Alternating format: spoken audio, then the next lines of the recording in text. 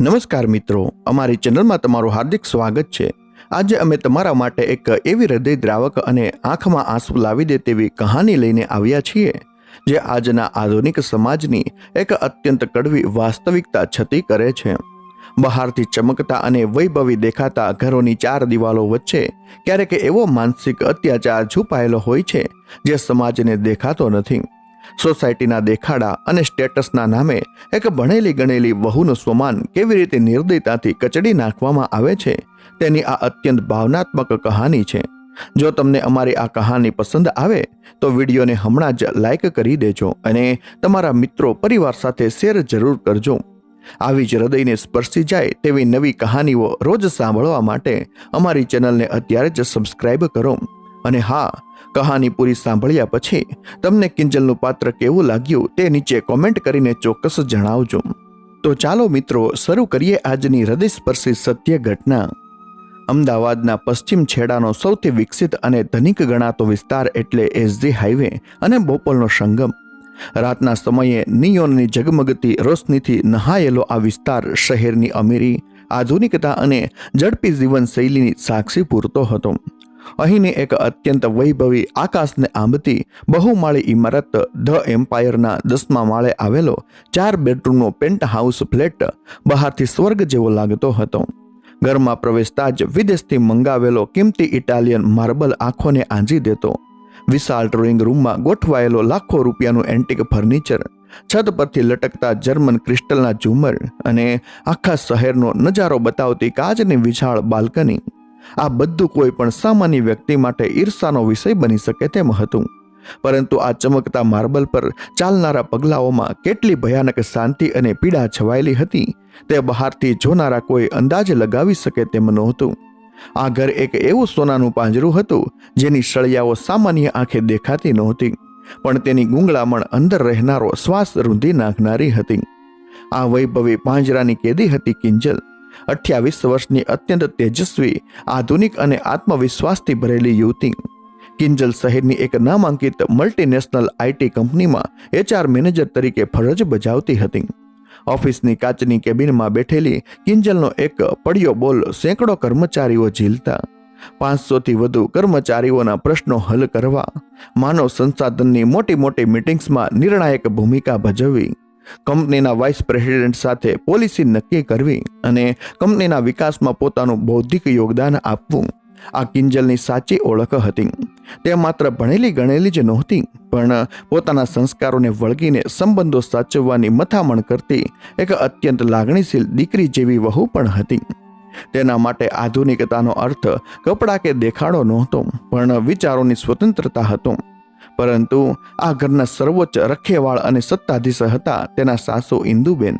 ઇન્દુબેન એટલે અમદાવાદની આ પોશ સોસાયટીમાં પોતાનો એક અલાયદો દબદબો જાળવી રાખવા માંગતી એક અત્યંત અહંકારી સ્ત્રી।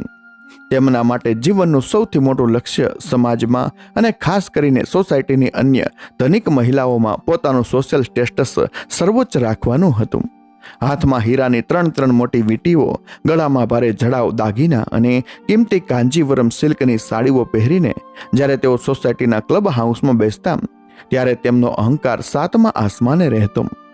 ઇન્દુબેન માટે દુનિયા એટલે માત્ર દેખાડો, બેંક બેલેન્સ અને સંબંધો એટલે પોતાનું સ્ટેટસ સિમ્બોલ ઊંચું લઈ જવાનું એક સાધન।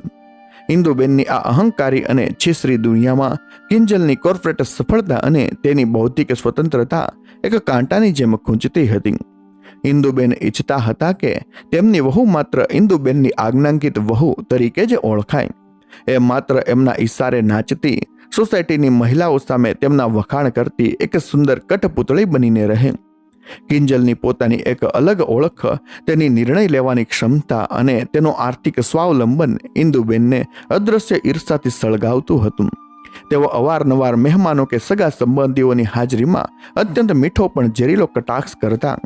અમારે ત્યાં તો લક્ષ્મીની ક્યાં કમી છે, મારો વિજય એટલું કમાય છે કે 7 પેઢી બેઠી બેઠી ખાય, ઇન્દુબેન સોફા પર અદબ વાળીને બેસતા કહેતા।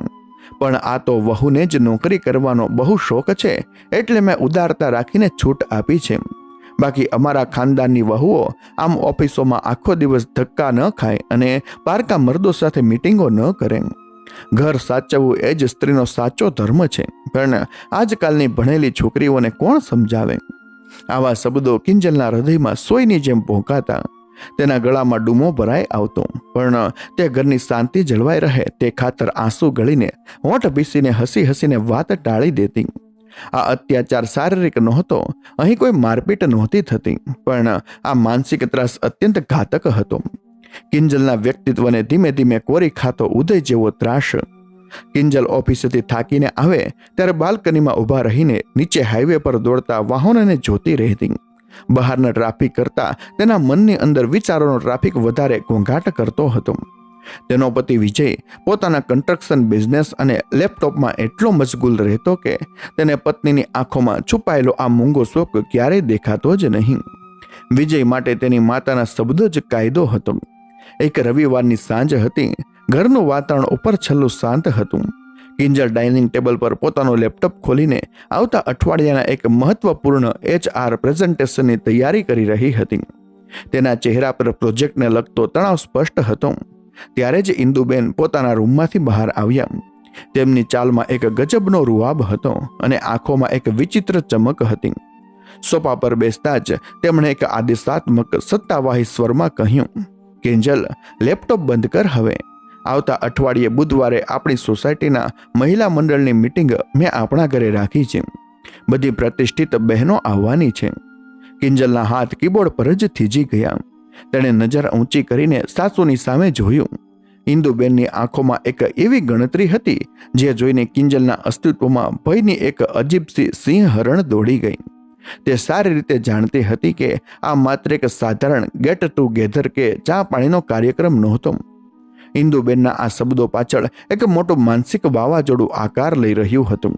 એક એવું વાવાઝોડું જે કિંજલની ધીરજ, તેના સ્વમાન અને તેની સહન શક્તિની કઠિન પરીક્ષા લેવાનું હતું. બુધવારની એ મહિલા મંડળ મીટિંગનો દિવસ જેમ જેમ નજીક આવતો જતો હતો તેમ તેમ ધ એમ્પાયરના એ વૈભવી પેન્ટ હાઉસની હવા વધુ ને વધુ ભારે થતી જતી હતી.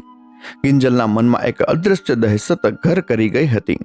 મંગળવારે સવારે ડાઇનિંગ ટેબલ પર ઇન્દુબેનને તેમની આદુવાળી ચાનો કપ મૂકતી વખતે જ કિંજલને ખ્યાલ આવી ગયો કે આજથી જ નિયમોની નવી બેડીઓ ઘડવાની શરૂઆત થઈ જશે.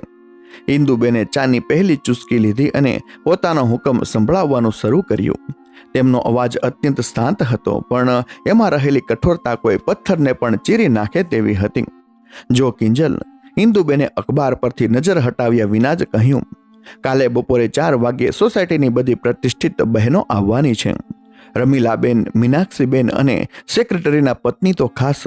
તારે ઓફિસેથી બપોરે 2 વાગ્યે જ કોઈ પણ બહાના વગર ઘરે આવી જવાનું છે. અને સાંભળ, ઇન્દુબેને અખબાર નીચે મૂકીને સીધી કિંજલની આંખોમાં જોયું. તારા પેલા આધુનિક કોટ, કુર્તા કે ફોર્મલ પેન્ટ શર્ટ પહેરીને મારી સામે ન આવતી. મેં તારા માટે પેલી ભારે લાલ બનારસી સાડી અને મારો સોનાનો પોલકીનો સેટ કાઢીને તારા રૂમમાં મૂક્યો છે. એ જ પહેરવાનો છે.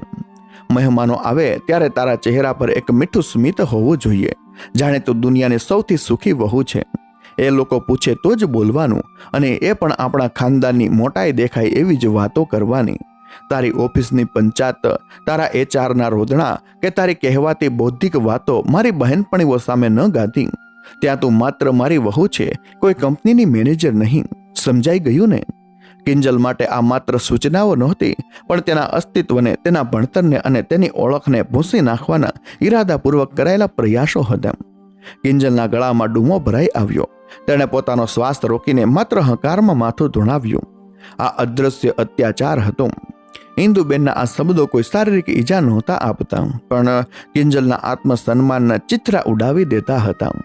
એક વિશાળ મલ્ટીનેશનલ કંપનીમાં જ્યાં હજારો લોકો તેના નિર્ણયોની રાહ જોતા હોય, તેના બોલવાની કિંમત હોય, ત્યાં પોતાના જ ઘરમાં તેની હેસિયત એક નિર્જીવ 100% વિશેષ નહોતી. તેને એવું લાગતું જાણે તે કોઈ જીવંત સ્ત્રી નથી, પણ ઇન્દુબેનના ડ્રોઈંગ રૂમમાં સજાવવા માટે બજારમાંથી ખરીદી લાવેલું કોઈ અત્યંત મોંઘું રમકડું છે, જેને જ્યારે મન થાય ત્યારે ચાવી આપીને હસાવી શકાય અને મન થાય ત્યારે બંધ કરી શકાય. બીજી તરફ કિંજલની ઓફિસમાં અત્યંત તણાવપૂર્વક માહોલ હતો. કંપનીમાં એક નવો ઇન્ટરનેશનલ પ્રોજેક્ટ ફાઇનલ થવાના આરે હતો અને માનવ સંસાધન વડા તરીકે કિંજલની ભૂમિકા અત્યંત મહત્વની હતી. મંગળવારે બપોરે જ તેના બોસનો ઈમેલ આવ્યો હતો કે બુધવારે બપોરે 3 વાગ્યે અમેરિકન ક્લાયન્ટ્સ સાથે એક અત્યંત અગત્યની વર્ચ્યુઅલ મીટિંગ છે, જેમાં નવી નીતિઓ પર કિંજલની મંજૂરી અને હાજરી અનિવાર્ય છે. આ ઈમેલ વાંચીને કિંજલના પગ નીચેથી જમીન સરકી ગઈ. બંને બાજુ ઊંડી ખાઈ હતી. તેણે હિંમત ભેગી કરીને મંગળવારે રાત્રે જમતી વખતે વિજય અને ઇન્દુબેન સામે વાત મૂકી. તેના હાથ ડરથી કાંપી રહ્યા હતા. મમ્મીજી, વિજય, કાલે ઓફિસમાં એક બહુ જ મોટી ઇન્ટરનેશનલ મીટિંગ છે. પ્રોજેક્ટ ફાઇનલ થવાનો છે, એટલે મારું ત્યાં રહેવું ખૂબ જ જરૂરી છે. હું સાંજે 5 વાગે વહેલી આવી જઈશ. નાસ્તો બધો હું રાત્રે જ બનાવીને ફ્રીજમાં મૂકી દઉં છું, પણ બપોરે 2 વાગે આવવું શક્ય. વાત પૂરી થાય તે પહેલા જ ઇન્દુબેને હાથમાં રહેલો પાણીનો ગ્લાસ જોરથી કાચના ટેબલ પર પછાડ્યો. અવાજથી કિંજલ ચમકી ગઈ. તારી ઓફિસ અને તારી આ મીટિંગ્સ શું મારા સોશિયલ સ્ટેટસ કરતાં વધારે મોટી થઈ ગઈ? જોજે કિંજલ, કાલે જો તું 2 વાગ્યે ઘરે ન પહોંચી અને મારી બહેનપણીઓ સામે મને જાતે ચા નાસ્તો પીરસવો પડ્યો અને મારી ઇજ્જતનો ફાલુદો થયો, તો મારાથી ખરાબ કોઈ નહીં હોય. રજા મૂકી દે કાલે. કિંજલે આશાભરી અને કરુણ આંખે પોતાના પતિ વિજય સામે જોયું. કદાચ વિજય તેની મજબૂરી સમજી શકે, કદાચ તે પોતાની કારકિર્દીનું મહત્વ સમજી શકે, પણ વિજયે મોઢું ફેરવતા અત્યંત ઠંડા અને કંટાળાજનક કલેજે કહ્યું, કિંજલ, મમ્મી કહે છે તો એડજસ્ટ કરી લેને યાર. તારી એક મીટિંગ નહીં એટેન્ડ કરે તો તારી એ કંપની કઈ બંધ થતી થઈ જવાની. મમ્મીની સોસાયટીમાં આબરૂનો સવાલ છે. એમના માટે આ સ્ટેટસ બહુ મોટી વાત છે. તું સમજી કેમ નથી શકતી? ફોન કરીને કહી દે કે તું બીમાર છે. વાત પતી ગઈ. વિજયના આ સંવેદનહીન શબ્દો કિંજલના હૃદયમાં જંગ લાગેલા ખંજરની જેમ ખૂંપી ગયા. જે માણસ સાથે તેણે આખી જિંદગી વિતાવવાના અને સમાન હકથી જીવવાના સપના જોયા હતા, તે જ માણસ તેના સપનાઓ અને તેની કારકિર્દીને આટલી આસાનીથી કચડી રહ્યો હતો. કિંજલ સમજી ગઈ કે આ ઘરમાં તે સંપૂર્ણપણે એકલી છે. કોઈ તેનો સાથ નહીં આપે. તેણે આંસુ છુપાવીને માત્ર રાત્રે જ પોતાના બોસને અત્યંત શરમજનક રીતે મેલ કરીને બુધવારે બપોર પછીની હાફ ડે રજા માંગી લીધી. બોસનો નારાજગી ભરેલો જવાબ પણ આવ્યો, છતાં તેણે ઘર બચાવવા માટે ઓફિસમાં નીચું જોયું. તેણે નક્કી કર્યું કે ગમે તેમ કરીને તે બુધવારે 2 વાગ્યે એ સોનાના પાંજરામાં પહોંચી જશે. બુધવારની બપોર આવી. કિંજલ ઓફિસમાં પોતાનું કામ ઝડપથી આટોપી રહી હતી. તેને શ્વાસ લેવાનો પણ સમય નહોતો. ઘડિયાળમાં 1:30 વાગ્યો હતો. તેણે રાહતનો શ્વાસ લીધો, પોતાનું લેપટોપ બંધ કર્યું, બેગ પેક કરી અને ઊભી થવા જતી હતી. ત્યાં જ અચાનક તેના કેબિનનો કાચનો દરવાજો ધડાકાભેર ખુલ્યો. તેના બોસ એકદમ ચિંતાતુર અને ઉતાવળી હાલતમાં અંદર આવ્યા. Kinjal, I am sorry to stop you, પણ અમેરિકન ક્લાયન્ટ્સ તરફથી એક મોટી સમસ્યા ઊભી થઈ છે. લેબર લોજ અને HR પોલિસીને લઈને તેઓ હમણાં જ ક્લેરિફિકેશન માંગે છે. નહીં તો આ 10 કરોડનો પ્રોજેક્ટ અત્યારે જ કેન્સલ થઈ શકે છે. ક્લાયન્ટ અત્યારે જ ઓનલાઈન છે. આપણે અત્યારે જ મીટિંગમાં બેસવું પડશે. તું અત્યારે બધું કામ મૂકી દે અને મીટિંગમાં બેસી જા. આ આપણી કંપનીના ભવિષ્યનો સવાલ છે. કિંજલના હાથમાંથી બેગ છૂટીને નીચે પડી ગઈ. ઘડિયાળનો કાંટો ટીક ટીક કરતો આગળ વધી રહ્યો હતો. એક તરફ તેની વર્ષોની મહેનતથી ઊભી કરેલી કારકિર્દી અને કંપનીનું ભવિષ્ય દાવ પર હતું, જે તેની સાચી ઓળખ હતી, અને બીજી તરફ ઘરે ઇન્દુબેનનો ક્રોધ અને દેખાડાની દુનિયા તેને ગળે ફાંસો બનીને ખેંચી રહી હતી. ઘડિયાળમાં 1:45 વાગી ગયા હતા. કિંજલની આંખો સામે પેલી ભારેખમ લાલ બનારસી સાડી અને ઇન્દુબેનનો ગુસ્સાથી લાલઘૂમ ચહેરો તરવરવા લાગ્યો. ઓફિસની એ એસી કેબિનમાં કિંજલ માટે સમય જાણે થંભી ગયો હતો. અમેરિકન ક્લાયન્ટ્સ સાથેની વર્ચ્યુઅલ મીટિંગ ચાલુ હતી. લેપટોપની સ્ક્રીન પર વિદેશી ક્લાયન્ટ્સ ગંભીર ચર્ચા કરી રહ્યા હતા અને કિંજલ શારીરિક રીતે ત્યાં હાજર હોવા છતાં તેનું મન પેન્ટા હાઉસની એ દિવાલો વચ્ચે ભટકી રહ્યું હતું. પ્રોજેક્ટની કાનૂની આંટુઘૂંટીઓ ઉકેલવામાં તે વ્યાવસાયિક રીતે જવાબ આપી રહી હતી, પરંતુ ટેબલ નીચે તેના પગ સતત ધ્રુજી રહ્યા હતા. ઘડિયાળનો કાંટો નિર્દયતાથી આગળ વધી રહ્યો હતો. 2 વાગી ગયા હતા. 2:30 વાગ્યા, અને જ્યારે અંતે ક્લાયન્ટ્સે સંતોષ વ્યક્ત કરીને મીટિંગ પૂરી કરી ત્યારે ઘડિયાળમાં 3:30 વાગી ચૂક્યા હતા. કિંજલે હાશકારો અનુભવવાને બદલે એક ભયાનક ગભરાહટ અનુભવી.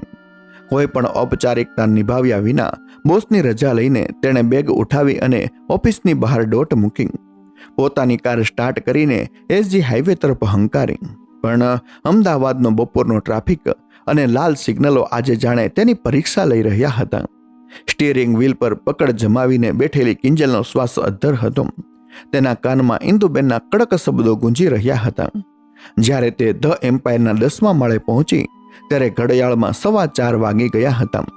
કિંજલના હાથ દરવાજાના હેન્ડલ પર ધ્રુજી રહ્યા હતા. તેણે ઊંડો શ્વાસ લીધો અને ધીમેથી દરવાજો ખોલ્યો. ડ્રોઈંગ રૂમનું દ્રશ્ય જોઈને જ તેના હોશ ઉડી ગયા. સોસાયટીની 10 પ્રતિષ્ઠિત મહિલાઓ ગોઠવાઈ ચૂકી હતી. રમીલાબેન, મીનાક્ષીબેન અને સેક્રેટરીના પત્ની ભારેખમ સાડીઓ અને દાગીનાઓથી લદાયેલા સોફા પર બિરાજમાન હતા. વચ્ચે સેન્ટર ટેબલ પર મોંઘા નાસ્તા મુકાયેલા હતા, જે ઇન્દુબેને જાતે પીરસ્યા હતા. કિંજલની એન્ટ્રી થતાં જ આખા રૂમમાં સોય પડે તોય સંભળાય એવી સ્મશાનવત શાંતિ છવાઈ ગઈ. બધી જ આંખો દરવાજે ઉભેલી કિંજલ પર ખોડાઈ ગઈ. તે હજુ પણ ઓફિસના ફોર્મલ પેન્ટ શર્ટમાં જ હતી. તેના વાળ વિખેરાયેલા હતા અને તેના ચહેરા પર થાક અને ભય સ્પષ્ટ દેખાતા હતા. ઇન્દુબેને હાથમાં રહેલો ચાનો કપ ધીમેથી રકાબ્યમાં મૂક્યો. તેમની આંખોમાં જે ઝેર હતું તે કદાચ કોઈ નાગમાં પણ નહીં હોય, પરંતુ તેમણે સોસાયટીની સ્ત્રીઓ સામે પોતાનો અવાજ અત્યંત મીઠો પણ કટાક્ષથી ભરેલો રાખ્યો. દેખાડો કરવામાં તેઓ માહિર હતા. આવો આવો મેડમ. ઇન્દુબેનનો અવાજ સીધો કિંજલના કાળજે વાગ્યો. અમારી કમનસીબી જુઓ બહેનો કે ઘરની વહુને આવકારવા માટે અમારે સાસુએ ઊભા થવું પડે છે. જોયું રમીલાબેન, આ છે ભણતર અને આધુનિકતાનું પરિણામ. ઘરની ઇજ્જત અને મહેમાનોની મર્યાદા કરતા આમને ઓફિસના સાહેબોની ગુલામી કરવામાં વધારે રસ છે. કિંજલ ડરી ગઈ. તેણે 2 હાથ જોડીને અત્યંત ધીમા અને કાંપતા અવાજે કહ્યું, મમ્મીજી, મને માફ કરજો. ઓફિસમાં અમેરિકન ક્લાયન્ટ સાથે એક બહુ મોટી ઇમરજન્સી મીટિંગ આવી ગઈ. મારો ઈરાદો મોડા પડવાનો નહોતો. અરે બસ બસ મહારાણી, રહેવા દો હવે. ઇન્દુબેને તેને અધવચ્ચે અટકાવતા અત્યંત ઝેરીલા સ્વરમાં કહ્યું અને તેમનો અવાજ થોડો ઊંચો થયો, તારી આ ઇમરજન્સીઓ ક્યાં અમને નથી ખબર? આજકાલની છોકરીઓને ઘર સાચવવામાં અને પરિવારમાં કોઈ રસ જ નથી રહ્યો. ઘર કરતા બહારની દુનિયામાં પારકા મર્દો સાથે મીટિંગો કરવામાં અને આઝાદીના નામે મનમાની કરવામાં જ એમને મજા આવે છે. આ મારા ઘરના સંસ્કાર નથી. અમારા ઘરમાં તો વહુ અને દીકરીઓથી પણ વિશેષ ગણીએ છીએ, પણ સંસ્કાર જ એવા મળ્યા હોય કે ઘરની આબરૂની કોઈ પડી જ ન હોય તો અમે શું કરી શકીએ? આ તો કુંવારી હતી ત્યારે ક્યાં અને કેવા વાતાવરણમાં ઉછરી છે, એના મા બાપે શું શીખવાડ્યું છે એની અસર તો દેખાય ને. આ શબ્દો નહોતા, પણ કિંજલના ચારિત્ર અને તેના નિર્દોષ માતા પિતાના ઉછેર પર કરાયેલો એક ભયાનક સાર્વજનિક હુમલો હતો. રમીલાબેને તેમાં ઘી હોમતા મોઢું મચકોડીને કહ્યું, સાચી વાત છે ઇન્દુબેન, નોકરી કરતી વહુઓ તો ઘરમાં લવાય જ નહીં. એમને પોતાના પૈસાનો અને રૂપનો એટલો અહંકાર હોય કે ઘરના વડીલોની કોઈ કિંમત જ ન સમજે. બિચારા વિજયભાઈ આખો દિવસ કમાઈને થાકીને આવે અને ઘરમાં વહુના આવા વર્તન. કિંજલના ગળામાં ડૂમો ભરાઈ ગયો. આંખોમાં જળજળિયા આવી ગયા, પણ તે રડી શકી નહીં. તે પોતાનો બચાવ કરવા કંઈક બોલવા જતી હતી, પણ ઇન્દુબેને આંખના ઈશારે અને કડક અવાજે તેને અંદર જવાનો હુકમ કર્યો. જાઓ હવે, ઊભા ઊભા તમાશો શું જુઓ છો? અંદર જઈને સાડી પહેરી આવો અને મહેમાનો માટે ગરમા ગરમ ભજીયા ઉતારો. કિંજલ ચૂપચાપ પોતાના રૂમમાં ગઈ. તેણે પેલી ભારે લાલ બનારસી સાડી પહેરી અને બહાર આવીને એક નિર્જીવ યંત્રની જેમ બધા મહેમાનોને નાસ્તો પીરસવા લાગી. તેનું અસ્તિત્વ અંદરથી લોહી લોહાણ થઈ રહ્યું હતું. જે સ્ત્રી ઓફિસમાં 100 લોકોનું નેતૃત્વ કરતી હતી, તે પોતાના જ ઘરમાં અપમાનનો કડવો ઘૂંટડો પી રહી હતી.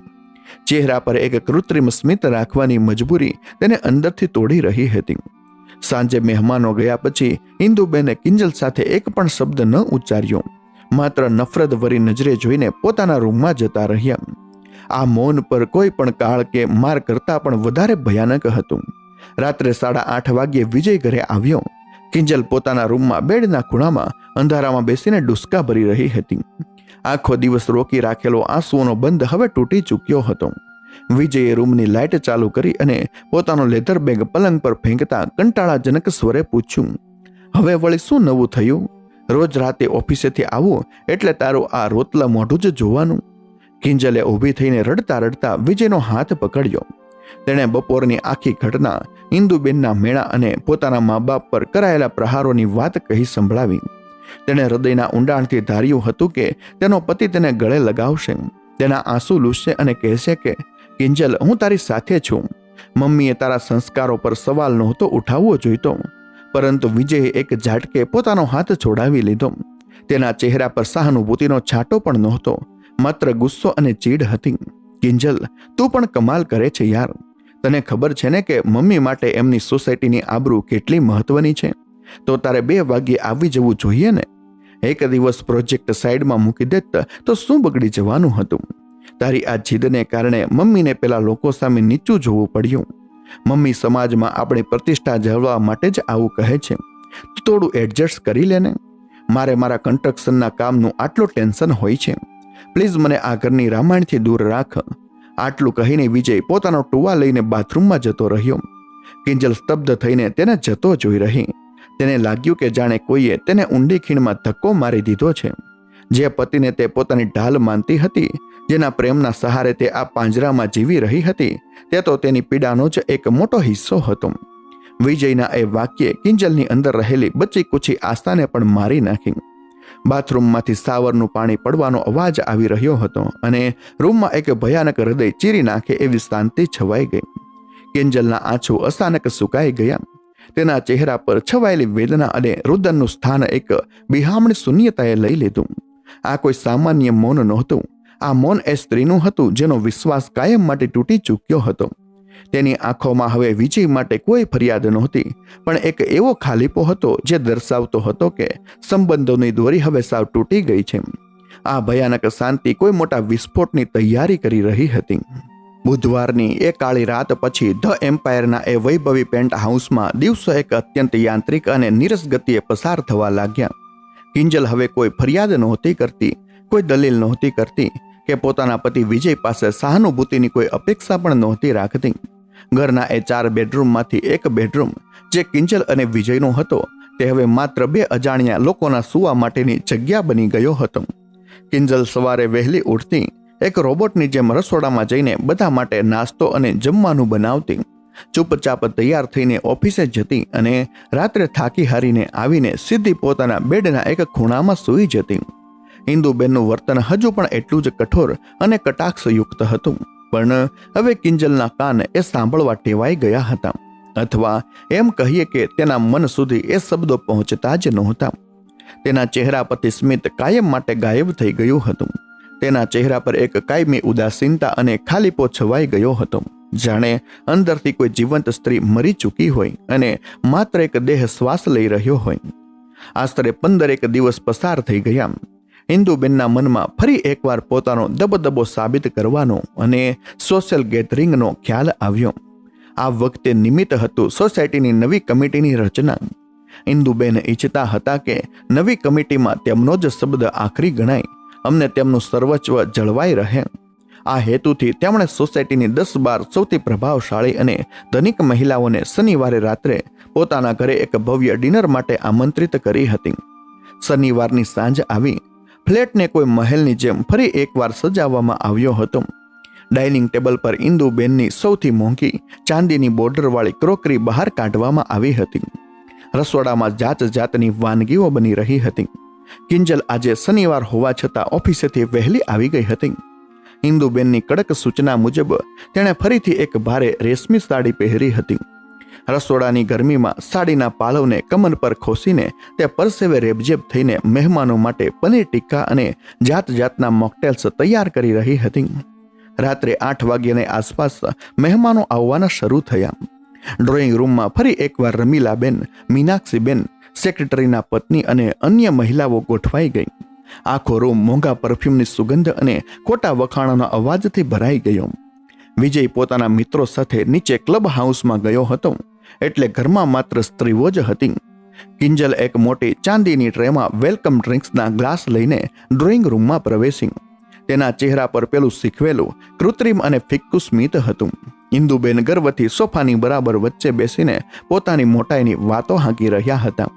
જોયું ને બહેનો, ઘર ગમે તેટલું મોટું હોય, તેમાં કરોડોનું ફર્નિચર હોય, પણ એને સાચવનાર અને ઘરની ઇજ્જત વધારનારા તો સંસ્કારી જ હોવી જોઈએ ને. ઇન્દુબેન કિંજલ તરફ જોઈને કટાક્ષભર્યા સ્વરે બોલ્યા, મેં તો મારા વિજય માટે પહેલેથી જ નક્કી કર્યું હતું કે વહુ એવી લાવીશ કે જે ઘરનું માન રાખે. બાકી આજકાલની ભણેલી ગણેલી વહુઓ તો સાસુના માથા પર બેસીને નાચે છે. એમને તો ઘરના કામમાં શરમ આવે છે. રમીલાબેને હાથમાં ડ્રિંકનો ગ્લાસ લેતા હકારમાં માથું ધુણાવ્યું. સાચી વાત છે ઇન્દુબેન, તમારી વહુ તો બહુ ડાહી છે. જુઓ બિચારી કેટલી ચૂપચાપ બધું કામ કરે છે. બાકી ઓફિસેથી જતી વહુઓ આવું રસોડાનું કામ ક્યાં કરે છે? આ શબ્દોમાં વખાણનો એક અંશ પણ નહોતો, પણ કિંજલના દબાયેલા અસ્તિત્વની તેના બર્તનની ખુલ્લે આમ ઉડાડવામાં આવેલી મજાક હતી. કિંજલ કોઈ પણ પ્રતિક્રિયા આપ્યા વિના માત્ર માથું નમાવીને રસોડા તરફ પાછી વળી ગઈ. તેના અંદરના ઘા ફરીથી લીલા થઈ રહ્યા હતા, પણ તેણે પોતાની જાતને સંવેદનહીન બનાવી દીધી હતી. રાતના બરાબર 9 વાગ્યા હતા. બધી મહિલાઓ ડાઇનિંગ ટેબલ પર જમવા બેસવાની તૈયારી કરી રહી હતી. બરાબર એ જ વખતે કિંજલના એપ્રનના ખિસ્સામાં રહેલા મોબાઈલની રિંગ વાગી. સ્ક્રીન પર નંબર જોતા જ કિંજલના ધબકારા એકદમ વધી ગયા. તે તેની કંપનીના વાઇસ પ્રેસિડેન્ટનો કોલ હતો. કંપની હાલમાં એક યુરોપિયન કંપની સાથે કરોડો રૂપિયાના મોટા મર્જરની પ્રક્રિયામાં હતી અને એ બાબતે આજે રાત્રે જર્મનીના ક્લાયન્ટ્સ સાથે એક ફાઇનલ વર્ચ્યુઅલ કોન્ફરન્સ નક્કી થઈ હતી. HR વડા તરીકે કિંજલને આ કોલ લેવો જ પડે તેમ હતો, કારણ કે મર્જરના દસ્તાવેજોમાં લેબર લોજને લગતા કેટલાક ફાઇનલ એપ્રુવલ્સ માત્ર તેની મંજૂરીથી જ આગળ વધી શકે તેમ હતા. આ કોલ ન ઉપાડવાનો અર્થ હતો કંપનીના અસ્તિત્વ પર ખતરો ઊભો કરવો. કિંજલ સારી રીતે જાણતી હતી કે મહેમાનો વચ્ચે ફોન પર વાત કરવી ઇન્દુબેનના ક્રોધને આમંત્રણ આપવા સમાન છે. તેણે વિચાર્યું કે તે બાલ્કનીમાં જઈને માત્ર 2 મિનિટમાં પોતાની મંજૂરી આપીને કોલ પૂરો કરી દેશે. તે અવાજ ન થાય તે માટે ધીમેથી સરકીને ડ્રોઈંગ રૂમની બહાર આવેલી વિશાળ કાચની બાલ્કનીમાં જતી રહી. બાલ્કનીનો હેવી ગ્લાસ ડોર તેણે પાછળથી બંધ કરી દીધો, જેથી ડ્રોઈંગ રૂમમાં મહેમાનોને કોઈ ખલેલ ન પહોંચે. બાલ્કનીમાં ઊભા ઊભા કિંજલ કોન્ફરન્સ કોલમાં જોડાઈ. બહાર હાઈવે પર વાહનોનો ઘોંઘાટ હતો, પણ તે અગત્યના મુદ્દાઓ પર ગંભીરતાથી વાત કરવા લાગી. પ્રોજેક્ટની ગંભીરતાને કારણે તેનું પૂરું ધ્યાન ફોન પર હતું. તે એ વાત સંપૂર્ણપણે ભૂલી ગઈ કે અંદર ડ્રોઈંગ રૂમમાં ઇન્દુબેનની બાજ જેવી નજર તેના પર જ ખોડાયેલી છે. ઇન્દુબેન ડાઇનિંગ ટેબલ પરથી જોઈ રહ્યા હતા કે તેમની વહુ મહેમાનોને જમવાનું પીરસાવાનું પડતું મૂકીને, ઘરના કામ પડતા મૂકીને બાલ્કનીમાં કોઈની સાથે ફોન પર અંગ્રેજીમાં વાત કરી રહી છે. તેમનો અહંકાર ખરાબ રીતે ઘવાયો. મહેમાનોની હાજરીમાં પોતાની સત્તાની આ ખુલ્લેઆમ અવગણના તેમને બરદાસ્ત ન થઈ. તેમની નજરમાં આ એક વહુનો સાસુ સામેનો બળવો હતો. તેમનો ચહેરો ક્રોધથી લાલચોળ થઈ ગયો. તેમના નસકોરા ફૂલવા લાગ્યા. તેઓ પોતાની ખુરશી પરથી અચાનક ઊભા થયા. તેમની આંખોમાં એવો ગુસ્સો હતો જાણે કોઈ જ્વાળામુખી ફાટવાની તૈયારીમાં હોય. ઝડપથી અને ભારે પગલે તેઓ બાલ્કની તરફ ગયા. ડ્રોઈંગ રૂમમાં બેઠેલી બધી મહિલાઓનું ધ્યાન હવે બાલ્કની તરફ હતું. બાલ્કનીમાં ઊભેલી કિંજલ હજુ પણ ફોન પર કહી રહી હતી, yes sir, I have reviewed all the legal clauses and we can proceed with the final signature. ત્યાં જ બાલ્કનીનો કાચનો દરવાજો ધડાકાભેર ખોલ્યો. કિંજલ ચમકી ગઈ અને તેણે પાછળ ફરીને જોયું તો ઇન્દુબેન કોઈ ભૂખી સિંહણની જેમ આંખો ફાડીને તેની સામે ઊભા હતા. કિંજલ કંઈ પણ સમજે, કોલ કાપે કે કંઈ બોલે તે પહેલા જ ઇન્દુબેને એક જંગલી ઝપટ મારીને કિંજલના કાન પાસેથી તેનો મોંઘો સ્માર્ટફોન છીનવી લીધો. મમ્મીજી, પ્લીઝ મારો ફોન આપો. આ કંપની માટે બહુ અગત્યનો કોલ. કિંજલ 2 હાથ જોડીને કરગરી પડી, પણ ઇન્દુબેનનું મગજ હવે કાબૂમાં નહોતું. અહંકારના નશામાં તેઓ સ્થાનભાન ગુમાવી બેઠા હતા. તેમણે કિંજલની સામે જોયું પણ નહીં અને પૂરી તાકાતથી, નફરતથી એ મોબાઈલ ફોન બાલ્કનીની રેલિંગની બહાર 10મા માળેથી સીધો નીચે અંધકારમાં ફેંકી દીધો.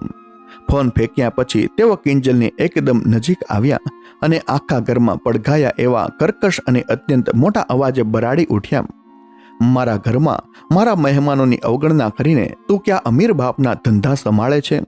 આ વાક્ય કોઈ ચાબુકની જેમ કિંજલના મોઢા પર વાગ્યું. ઇન્દુબેન ત્યાં જ ન અટક્યા. તેમણે વધુ ઝેર ઓગતા કહ્યું, તારી હિંમત કેમ થઈ મારા મહેમાનોને પડતા મૂકીને અહીંયા ફોન પર ચોંટી રહેવાની? આ ઘર છે મારું, કોઈ તારી ઓફિસની કેબિન નથી કે જ્યારે મન ફાવે ત્યારે આઝાદીથી ફરી શકે. આટલો બધો નોકરીનો અને પૈસાનો શોખ હોય તો જા, નીકળ મારા ઘરમાંથી અને આખી જિંદગી પડી રહે તારી ઓફિસમાં. મારા ઘરમાં આવા નખરા નહીં ચાલે. ઇન્દુબેનના આ શબ્દો માત્ર એક સાતુનો ઠપકો નહોતો. તે કિંજલના સ્વમાન, તેના અસ્તિત્વ અને તેની ઓળખ પર કરાયેલો સીધો અને અત્યંત ઘાતક સાર્વજનિક હુમલો હતો. 10મા માળેથી નીચે હાઈવે પર પછડાયેલો એ ફોન તો માત્ર એક કાચ અને પ્લાસ્ટિકની વસ્તુ હતી, જે ટુકડાઓમાં વહેંચાઈ ગઈ હતી. પણ સાચું તો એ હતું કે એ ફોનની સાથે કિંજલનું હૃદય, તેનો આત્મવિશ્વાસ, તેની સહનશક્તિ અને આ ઘરમાં સન્માનપૂર્વક જીવવાની તેની બચેલી છેલ્લી આશાના ચૂરેચૂરા થઈ ગયા હતા. આખા ડ્રોઈંગ રૂમમાં સ્મશાનવત ભયાનક શાંતિ સવાઈ ગઈ. રમીલાબેનના હાથમાંથી કાંટા ચમચી નીચે પડી ગયા. મીનાક્ષીબેન અને અન્ય મહિલાઓ આ હિંસક દ્રશ્ય જોઈને હેબતાઈને સ્તબ્ધ થઈને ઊભી રહી ગઈ. કોઈના મોઢામાંથી એક અવાજ નહોતો નીકળતો. બાલ્કનીમાં કિંજલ શૂન્ય મનસ્ક બનીને પોતાના ખાલી હાથ તરફ જોઈ રહી હતી, જેમાંથી હમણાં જ તેનો ફોન ઝૂંટવાયો હતો.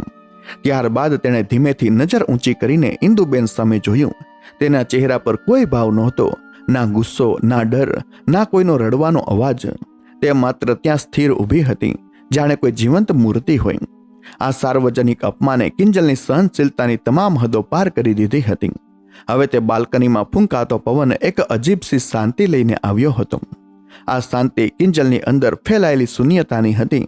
જે ફોન તૂટ્યો હતો તેનો અવાજ ભલે ન સંભળાયો હોય, પણ કિંજલની અંદર રહેલા સન્માનના તૂટવાનો અવાજ બહેરા કરી દે તેવો હતો. 10મા માળેથી નીચે હાઈવેના અંધકારમાં ફેંકાયેલા એ સ્માર્ટફોનનો અવાજ ભલે કોઈને ન સંભળાયો હોય, પણ ધ એમ્પાયરના એ વૈભવી ડ્રોઈંગ રૂમમાં ફેલાયેલી એ ભયાનક શાંતિ કોઈ મોટા ભૂકંપ પછીની તરાજી જેવી હતી. ઇન્દુબેનની છાતી હજુ પણ ગુસ્સા અને હાંફવાના કારણે ઝડપથી ઉપર નીચે થઈ રહી હતી. તેઓ કદાચ એવી અપેક્ષા રાખી રહ્યા હતા કે અત્યાર સુધી દરેક વાતે ઝૂકી જતી કિંજલ અત્યારે પણ ધ્રુજકે ને ધ્રુજકે રડી પડશે. બધી સ્ત્રીઓની સામે તેમના પગમાં પડીને માફી માંગશે, કર્જ કરશે કે મમ્મીજી મને માફ કરી દો, અને મહેમાનોની સામે તેમનો અહંકાર વધુ શોષાશે. પણ એવું કંઈ જ ન બન્યું. કિંજલ બાલ્કનીના કાચના દરવાજાને પસાર કરીને ડ્રોઈંગ રૂમમાં આવી. તેના ચહેરા પર કોઈ આંસુ નહોતા, કોઈ ક્રોધ નહોતો, કોઈ ફરિયાદ પણ નહોતી. માત્ર એક ભયાવહ શૂન્યતા અને નિર્થકતાનો ભાવ હતો. એ શૂન્યતા એટલી ગાઢ અને બિહામણી હતી કે તેને જોઈને રમીલાબેન અને મીનાક્ષીબેન જેવા મહેમાનો પણ અંદરથી કાંપી ગયા. કિંજલ કોઈની પણ સામે જોયા વિના, કોઈ પણ જાતનો અવાજ કર્યા વિના સીધી પોતાના રૂમ તરફ વળી ગઈ. તેના પગલામાં કોઈ ઉતાવળ નહોતી, પણ એક એવો મક્કમ નિર્ધાર હતો જે કાયમ માટે છૂટા પડવાની સાક્ષી પૂરતો હતો. રૂમમાં પહોંચીને તેણે સૌથી પહેલા ડ્રેસિંગ ટેબલના મોટા અરીસા સામે ઊભા રહીને પોતાનું પ્રતિબિંબ જોયું. અરીસામાં દેખાતી એ સ્ત્રી કોણ હતી? લાલ ભારેખમ બનારસી સાડી, ગળામાં ઝગમગતો લાખોનો પોલકીનો સેટ અને હોઠ પર મહેમાનો માટે દોરેલું પેલું કૃત્રિમ સ્મિતના અવશેષો. આ બધું તેને હવે પોતાના શરીર પર વીંટળેલા કોઈ ઝેરી અજગરના ભરડા જેવું લાગી રહ્યું હતું. આ શણગાર નહોતો, આ ગુલામીની બેડીઓ હતી. તેણે તરત જ એ સાડી કાઢીને રૂમના એક ખૂણામાં ફેંકી દીધી, જાણે કે કોઈ ઝેરીલી કાંચળી ઉતારી રહી હોય.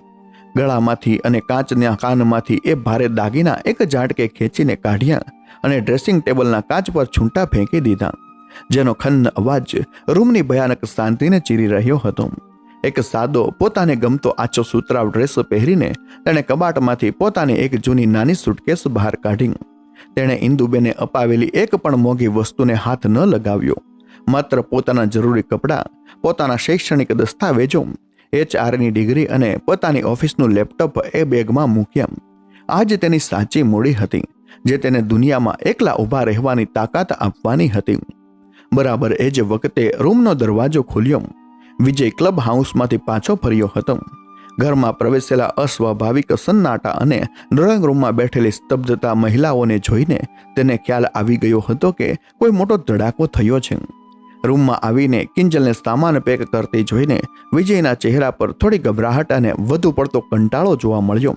કિંજલ, આ શું નવું નાટક છે હવે? વિજયે પોતાનો રસ દબાવતા અત્યંત સંવેદનહીન સ્વરે કહ્યું.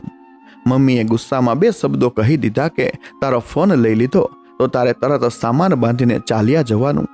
તને ખબર છે બહાર મારી સોસાયટીના મહેમાનો બેઠા છે. પ્લીઝ આ બધી જીદ છોડ. બહાર જઈને મમ્મીની માફી માંગી લે અને જમવાનું પીરસી દે. બધું શાંત થઈ જશે. તું વાતને કેમ આટલી મોટી કરે છે?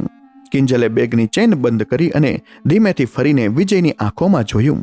એ નજરમાં એવો ખાલીપો, એવી થીજવી દેતી ઠંડક અને એવી તિરસ્કારની ભાવના હતી કે વિજય આગળ એક શબ્દ પણ બોલી ન શક્યો.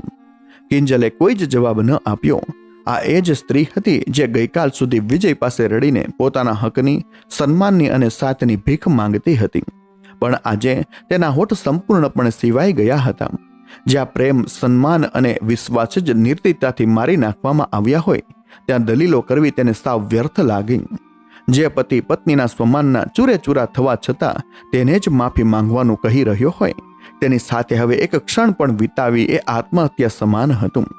તેણે પોતાની સુટકેસનું હેન્ડલ પકડ્યું અને વિજયની બાજુમાંથી પસાર થઈને રૂમની બહાર નીકળી. વિજય તેને રોકવા માટે હાથ લંબાવવા ગયો, પણ કિંજલના વ્યક્તિત્વમાંથી આવતી એક અદૃશ્ય દિવાલે તેને રોકી દીધી. તેની શૂન્ય આંખો જોઈને વિજય અંદરથી ડરી ગયો હતો. તે તેને સ્પર્શ કરવાની હિંમત પણ ન કરી શક્યો. કિંજલ ડ્રોઈંગ રૂમમાં આવી. ડાઇનિંગ ટેબલ પર ગોઠવાયેલી બધી મહિલાઓની નજર તેના હાથમાં રહેલી સુટકેસ પર જડાઈ ગઈ. ઇન્દુબેનનો પારો ફરી આસમાને પહોંચી ગયો. તેમનો અહંકાર આ રીતે હારી જાય, તેમની કહેવાતી સત્તા સામે કોઈ વહુ આંખ મિલાવીને ઘર છોડી જાય, તે તેમને મંજૂર નહોતું. જો આજે તે આ ઘરનો ઉમરો ઓળંગ્યો છે કિંજલ, ઇન્દુબેનનો અવાજ આખા ઘરમાં પડઘાયો. તેમનો અવાજ કાંપી રહ્યો હતો, પણ તેમાં હજુ એ જ ઝેર હતું. તો કાયમ માટે આ દરવાજા તારા માટે બંધ થઈ જશે. પછી રડતી રડતી પાછી ન આવતી કે મને કોઈએ સાચવી નહીં અને મારો સંસાર ભાંગી ગયો. મારા વિજય માટે તારા જેવી 50 છોકરીઓ લાઈનમાં ઊભી રહી જશે. આ અંતિમ અને નિર્દય ધમકી સાંભળીને પણ કિંજલના પગ એક સેકન્ડ માટે પણ ન અટક્યા. તેણે પાછળ વળીને ઇન્દુબેન કે વિજય સામે જોવાની પણ તસદી ન લીધી. અત્યાર સુધી જે સોસાયટીની આબરૂ અને દેખાડાના ડરથી તે ઘૂંટાઈ રહી હતી, એ ડર હવે 10મા માળની હવામાં ક્યાંય ઓગળી ગયો હતો. તેણે ફ્લેટનો એ ભારેખમ લાકડાનો દરવાજો ખોલ્યો અને બહાર નીકળી ગઈ. દરવાજો પાછળથી અત્યંત ભારે ક્લિક અવાજ સાથે બંધ થયો. એક ક્લિક અવાજે જાણે ઇન્દુબેનના એ કરોડો રૂપિયાના ઘરમાં રહેલી થોડી ઘણી જીવંતતાને પણ હંમેશ માટે બહાર કાઢી મૂકી. ડ્રોઈંગ રૂમમાં ફરી એકવાર સન્નાટો છવાઈ ગયો. ઇન્દુબેને પોતાની બહેનપણીઓ સામે ગર્વથી જોવાનો પ્રયાસ કર્યો, જાણે કે તેમણે કોઈ મોટું યુદ્ધ જીતી લીધું હોય અને પોતાની સત્તા જાળવી રાખી હોય. જોયું ને બહેનો, આવા છે આજકાલના સંસ્કાર. તેઓ બોલવા ગયા, પણ રમીલાબેન અને મીનાક્ષીબેન કોઈ પણ પ્રતિક્રિયા આપ્યા વિના માથું નીચું રાખીને એક પછી એક ચૂપચાપ ઊભા થયા અને પોતાના ઘર તરફ જવા લાગ્યા.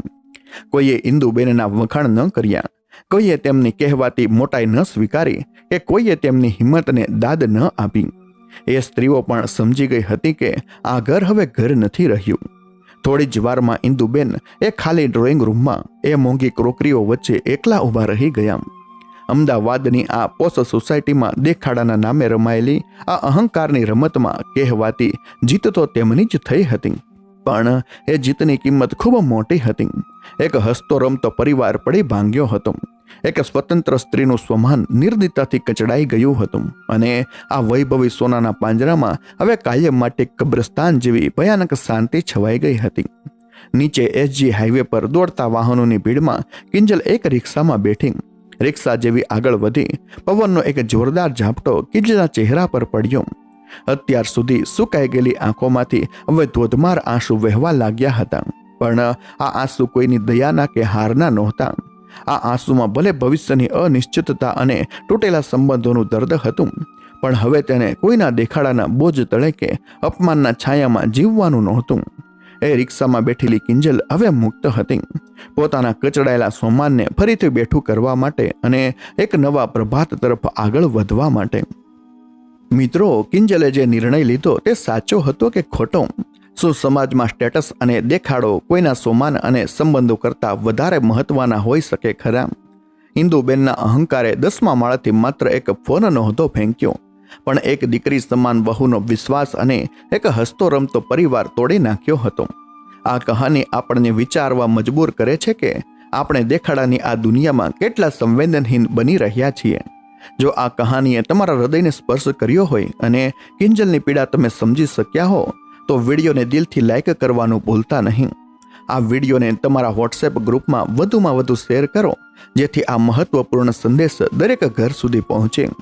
કિંજલની જગ્યાએ તમે હોત તો શું પ્રતિક્રિયા આપી હોત? તમારી અમૂલ્ય રાય અમને કોમેન્ટ બોક્સમાં જરૂર જણાવો. અમે તમારી કોમેન્ટ્સની રાહ જોઈશું. જો તમે અમારી ચેનલ પર નવા છો તો આવી જ લાગણીશીલ અને જીવનનો પાઠ ભણાવતી વાર્તાઓ માટે આજે જ ચેનલને સબસ્ક્રાઇબ કરી લો અને બેલ આઇકન દબાવી દો.